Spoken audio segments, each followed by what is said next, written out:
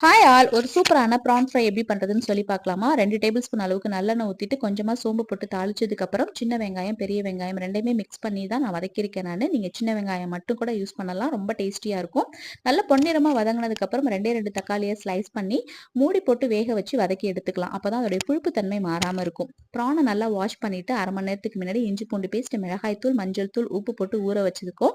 அந்த ஊற வச்சிருக்க அந்த ப்ரான வந்து வெங்காயம், தக்காளியோட சேர்த்து நல்லா வதக்கிட்டு, கொஞ்சமா கருவேப்பில கொஞ்சமா வந்து பார்த்தீங்கன்னா, மிளகுத்தூள் 2 வரமிளகாய கிள்ளி போட்டு நல்லா மிக்ஸ் பண்ணி எடுத்துக்கலாம்.